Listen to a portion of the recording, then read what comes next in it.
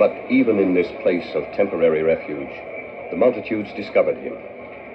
And grief for John the Baptist was lost in the compassion he felt for the crowds of men and women and many children who followed him so patiently, listening for the words that were comforting and healing, rejuvenating and restoring so many in the land.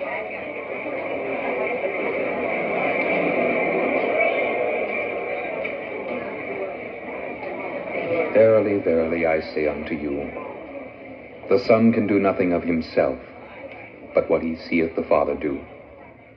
For what things soever he doeth, these also doeth the Son likewise. For the Father loveth the Son, and showeth him all things that himself doeth, and he will show him greater works than these, that ye may marvel. For as the Father raiseth up the dead, and quickeneth them, even so the Son quickeneth who he will. For the Father judgeth no man, but hath committed all judgment unto the Son, that all men should honor the Son, even as they honor the Father. He that honoreth not the Son, honoreth not the Father which hath sent him. Verily, verily, I say unto you, he that heareth my word and believeth on him that sent me hath everlasting life, and shall not come into condemnation, but is passed from death unto life.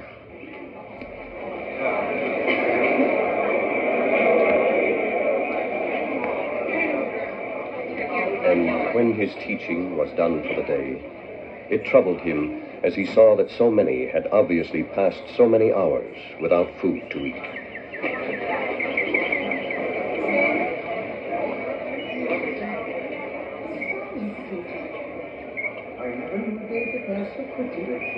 These things he has been saying to us are full of promises there.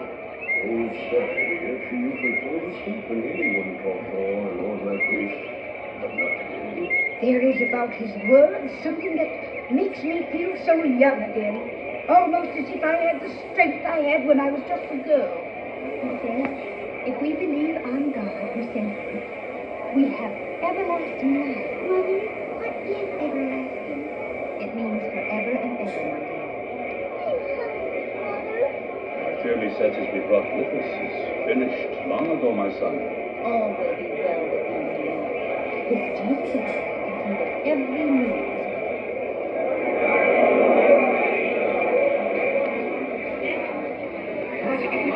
Send them all to your room.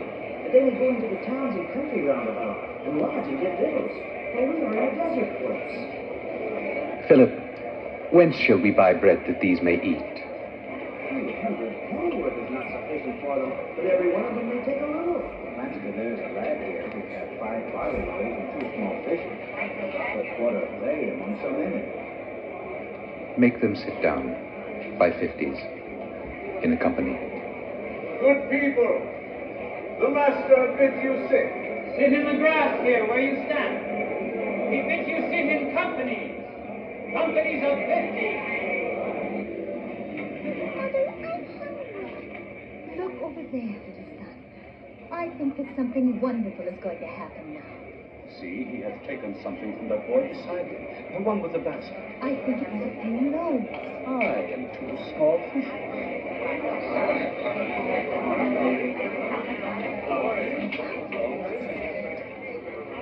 See how the sunset shines on it. I think he blesses those things in his hand. Now he's called his disciples round about him. You see, he's breaking bread. It is enough for all of them. And the disciples go and have it all. Soon they will bear it into us. The Nazarene will see the God.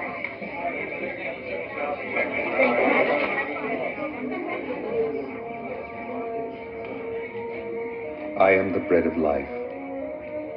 He that cometh to me shall never hunger, and he that believeth on me shall never thirst.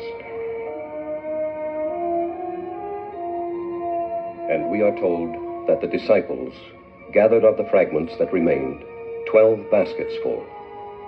St. Matthew writes simply, and they that had eaten were about 5,000 men, besides women and children. After this miracle, Jesus again sought out the solitudes for himself. But he told the disciples to get into a boat and go before him into Bethsaida, where he would join them later.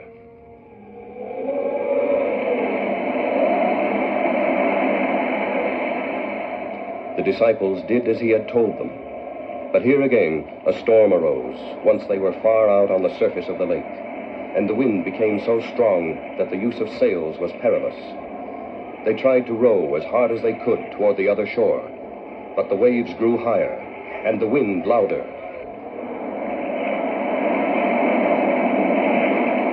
I doubt we shall reach the other side at all, not if these waves rise any higher.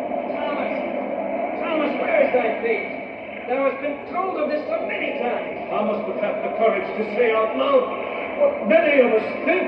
Look up beyond the mountain. The moon has altogether gone beneath those sky clouds up there.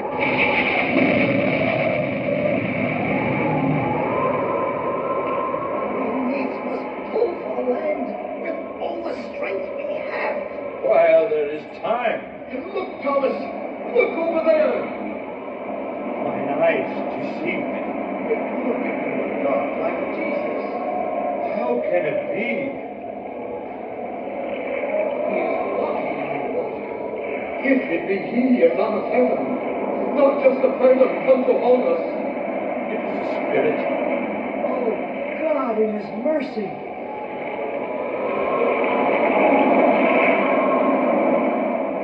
Be of good cheer. It is I. Be not afraid. Lord, if it be thou, bid me come unto thee on the water. Come. Have a care there, Brother Peter. Death is in the water. He doth not watch. Yet look at Judas. Peter too is walking on the water. As he begins to sink, I fear. Lord! Lord, save me! Oh, Master. Hast thou not stretched out thy hand like that? O thou of little faith, wherefore didst thou doubt?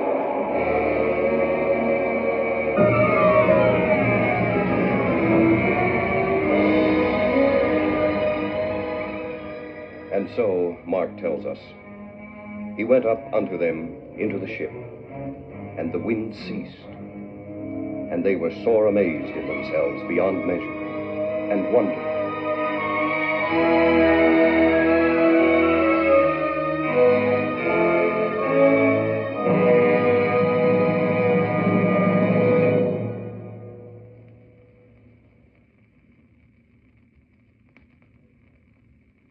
Now it was that Jesus, seeking perhaps a rest from the multitudes who followed him about his familiar Galilee, decided to go with a few of his disciples, further afield than he had ever gone before. They departed, we are told, into the coasts of Tyre and Sidon.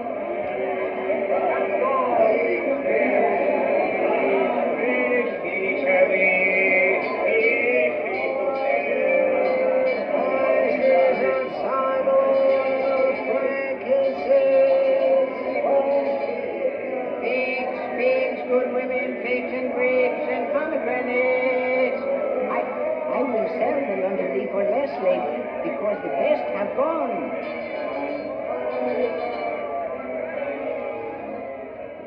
How is it with thy little daughter, lady? Thy little daughter, Tamar? Worse now than when I told thee last of her. Far worse has been. Oh, my poor lady. The devil taketh her these days, and leaveth her half dead. I fear me for her very life, yet none can help me. Hast thou heard aught of this Galilean prophet? They say he tarries here. Speakest thou of Jesus? I have heard tales of him. But sayest thou he is here in Sidon? Seek for him in the street of weavers. More than that I know not.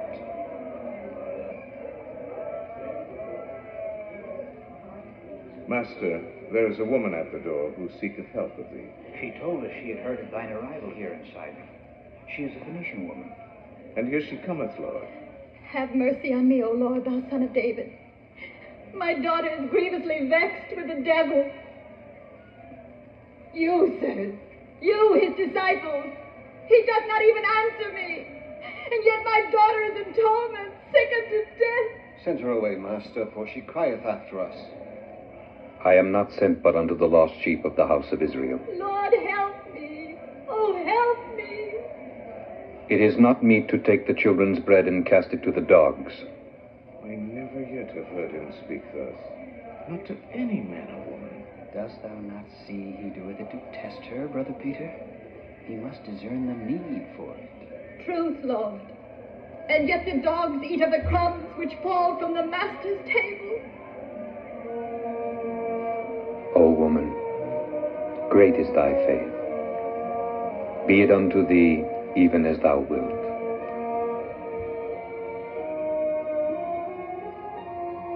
And St. Matthew tells us that her daughter was made whole from that very hour. Amen. This is the only record of a miracle occurring during this visit to the land of the Gentiles. What other events and incidents occurred there, we are not told. But we know that on the Master's return to Galilee, the Pharisees and Sadducees were lying in wait for him. That's how you know they showed you're as yet saved, is no in your open enmity. master. And still, they couched their questions in obvious but meaningless politeness. Rabbi, thou hast been many days afar from thine own people. Some have begun to doubt thee. Perhaps the time hath come to furnish them a sign. Why doth this generation seek after a sign? Verily I say unto you, there shall no sign be given unto this generation. If thou be a prophet of night and morning, past and future, there must be many a sign that thou couldst give. When it is evening, ye say, it will be fair weather, for the sky is red. And in the morning it will be foul weather today, for the sky is red and lowering. O ye hypocrites, ye can discern the face of the sky, but can ye not discern the signs of the times? That is no answer. He must answer our questions with more questions. Could it be that he doth not know the answers?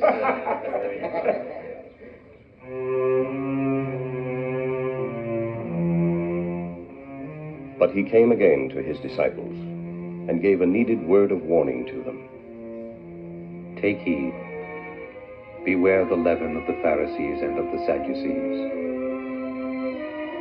And these pitifully earthbound followers, taking his precious words literally, as they so frequently did, linked what he had to say with the fact that they had forgotten to bring bread upon the journey. It is because we have no bread. Why reason ye, because ye have no bread? Perceive ye not yet, neither understand? Have ye your heart yet hardened? Having eyes see ye not, and having ears hear ye not? And do ye not remember, when I brake the 5 loaves among the 5,000, how many baskets full of fragments took ye up? 12. How is it that ye do not understand?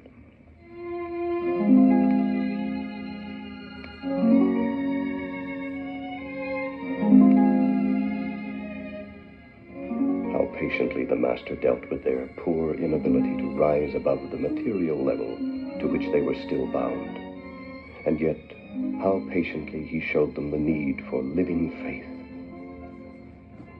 The kingdom of heaven is likened unto a grain of mustard seed, which a man took and sowed in his field, which indeed is the smallest of all seeds. But when it is grown, it is the greatest among herbs, and becometh a tree, so that the birds of the air come and lodge in the branches of it. So must they understand that even a grain of faith could help them reap the harvest for which he was so tirelessly fitting them. He must by now have yearned for some clear statement of his place in their hearts. Lifting so seldom their eyes above the level of mundane things, they still had failed to show some evidence that they grasped his true identity or glimpsed the truth about his mission. To this end, one day, far to the north in the cool meadows around the foothills of Mount Hermon, he questioned them. Whom do men say that I, the Son of Man, am? Some say that thou art John the Baptist, and some say that thou art Elias, and others Jeremias, or one of the prophets. But whom say ye that I am? For a moment, the unequivocal question hung suspended in the air, with Jesus yearning for a sharp, clear answer. And at last, for the first time in the record of the disciples, Simon Peter gave him the unquestioning response he longed for. Thou art the Christ, the Son of the living God. Blessed art thou, Simon Bar-Jonah, for flesh and blood hath not revealed it unto thee, but my Father which is in heaven. And I say also unto thee that thou art Peter, and upon this rock I will build my church, and the gates of hell shall not prevail against it. And I will give unto thee the keys to the kingdom of heaven. And whatsoever thou shalt bind on earth shall be bound in heaven, and whatsoever shall be loosed on earth shall be loosed in heaven. And thus, at last, the Son of Man was recognized as the Son of God by one of his own. Yet even Simon Peter, loyal and loving as he was, incurred the anger of the Lord so shortly afterward.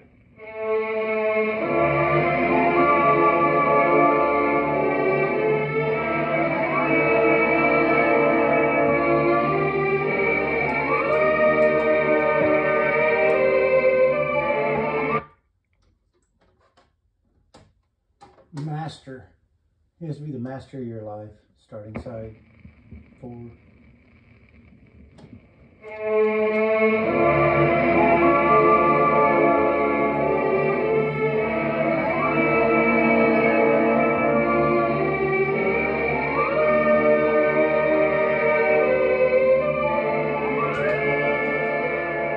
From that time forth, St. Matthew tells us, began Jesus to show further unto his disciples how that he must go into Jerusalem and suffer many things of the elders and chief priests and scribes, and be killed, and be raised again the third day. Be it far from thee, Lord. This shall not be unto thee. Get thee behind me, Satan. Thou art an offense unto me. For thou savorest not the things that be of God, but those that be of men. These are hard words, O Lord. We do but seek as best we may, O Lord, to understand thee and come after thee. If any man will come after me, let him deny himself and take up his cross and follow me. For whosoever will save his life shall lose it, and whosoever will lose his life for my sake shall find it.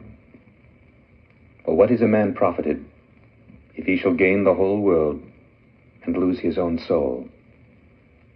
Or what shall a man give in exchange for his soul? For the Son of Man shall come in the glory of his Father with his angels, and then he shall reward every man according to his works. Verily I say unto you, there be some standing here which shall not taste of death, till they see the Son of Man coming in his kingdom. A glimpse of the glory spoken of by the Master was now to be given to 3 of his disciples.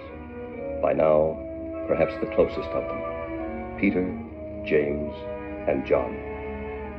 And the setting for this awe-filled incident was still this same Mount Hermon, somewhere among the cedars beneath the snowy slopes that soar into the sky on the northernmost borders of the land where Jesus was born. The Master knew that this would be the last time he would set his eyes upon these cool, familiar regions of the north. And here, he chose to give the 3 disciples a sign that transcended any that might have been asked for by the Pharisees and Sadducees. Taking with him then Peter, James, and John, the Master climbed toward the end of day, higher and still higher, toward the snowy peak above him. And here, with the branches of the cedars whispering in the evening wind above him, he went a little apart from them to pray. And we are told that as he prayed, the fashion of his countenance was altered, and his raiment became exceeding white as snow, and his face did shine as the sun. Yet, despite the glory that was unfolding in front of them, Peter and James and John were heavy with sleep. Not until the holy radiance had reached its brightest did they begin to waken. Look, Brother Peter. Lookest thou, John? It is the Lord who stands there in the light. The Lord. And yet so clearly now, the Lord of Lords. Gleaming with such a light as I have never seen, or never seen on earth. It is the light of heaven. And see the figures standing with him. Long dead, the two of them. Until the Master bade them come here to him. The one is Moses, and the other, Elias. Listen to them. Listen as they talk together. It is of death they talk. Nay, more, Brother John. It is of his death. The death of Jesus. Yet, strangely, there is no sorrow in their talk. Great peace have they. Master, it is good for us to be here. And let us make 3 tabernacles. One for thee, and one for Moses, and one for Elias. Thou knowest not what thou sayest, Brother Peter. Who doth not hear thee? And see, the great new brightness overshadows them, like all the light of all the stars together.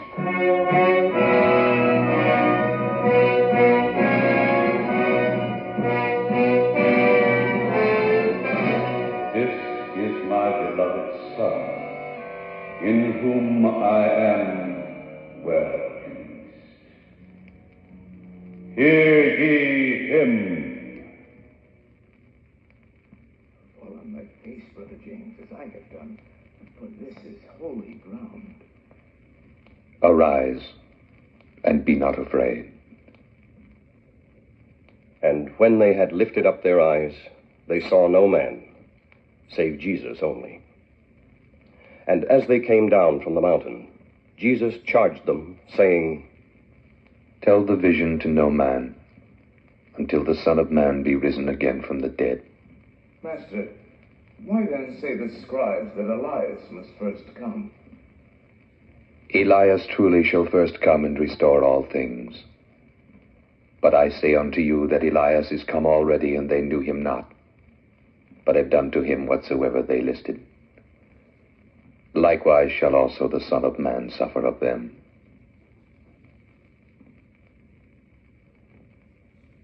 Then the disciples understood that he spoke unto them of John the Baptist.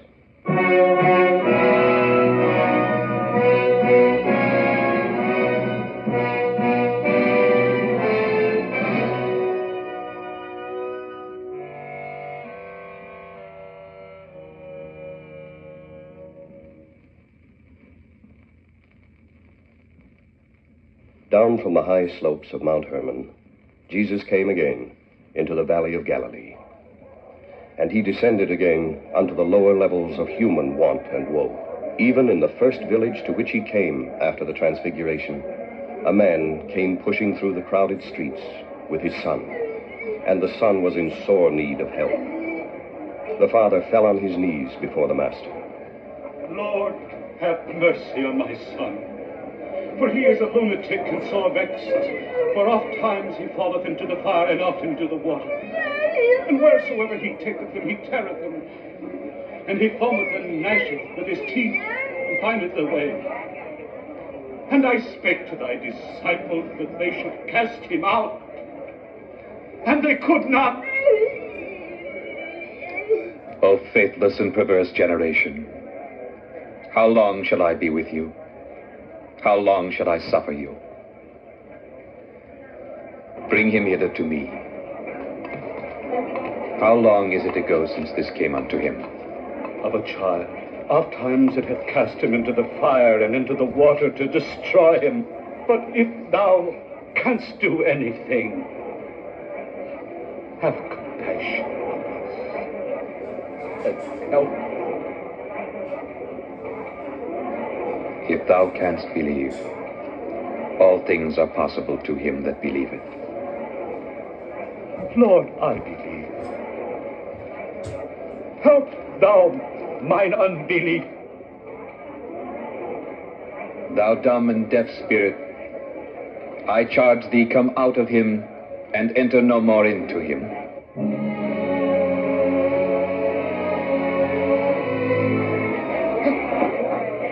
He looks as if he were dead.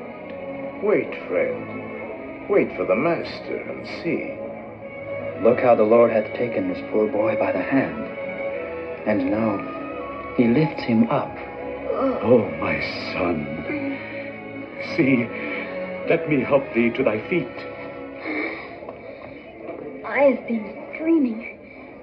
It was a fearsome dream, and yet I do forget the dream already, Father. Come home with me. I will come home. Home is what I have sought so long and found not. I thank thee, Lord. Son, thy mother waiteth, and thy brethren will rejoice with thee. Master, why could not we cast him out? Because of your unbelief. For verily I say unto you, if ye have faith as a grain of mustard seed, ye shall say unto this mountain, remove hence to yonder place, and it shall remove, and nothing shall be impossible unto you. Howbeit this kind goeth not out but by prayer and fasting.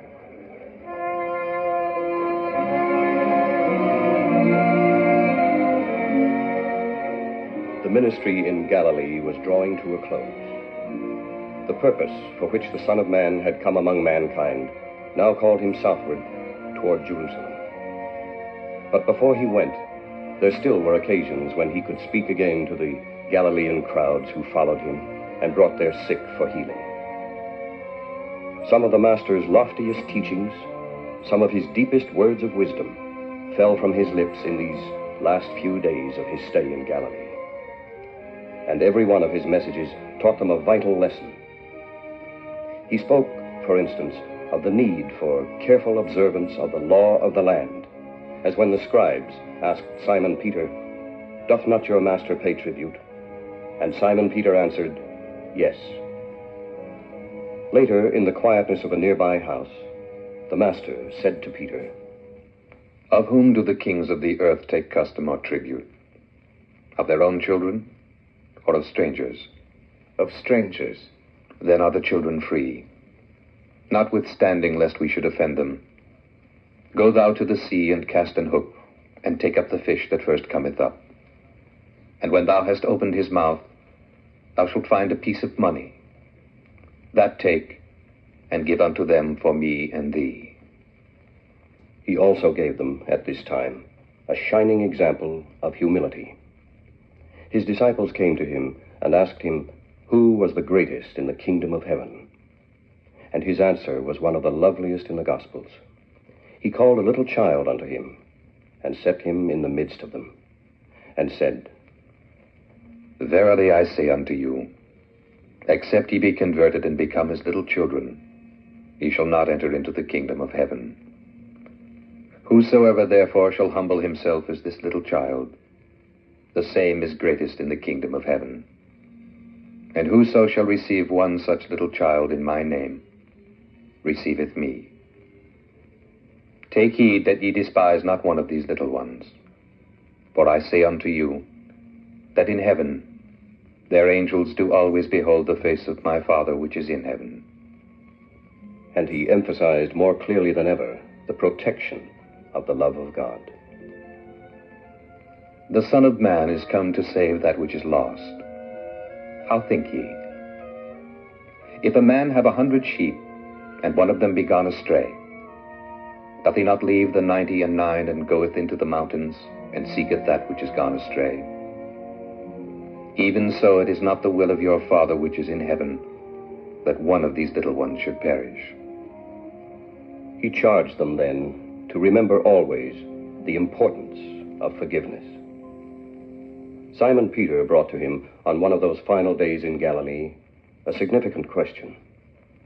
Lord, how oft shall my brethren sin against me, and I shall forgive them? Till 7 times? I say unto thee, not till 7 times, but until 70 times 7.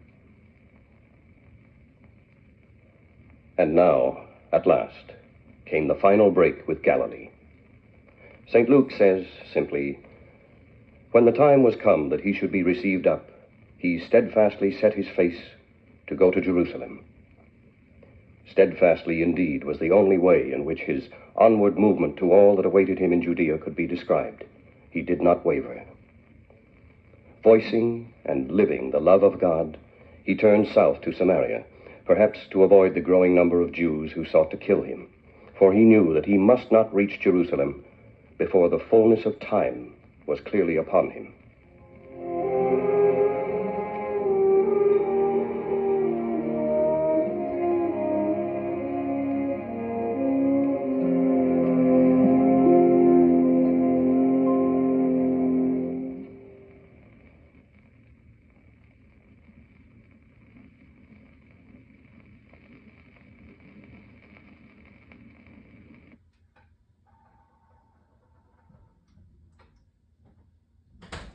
That momentary lapse was brought to you by Good Morning Vietnam!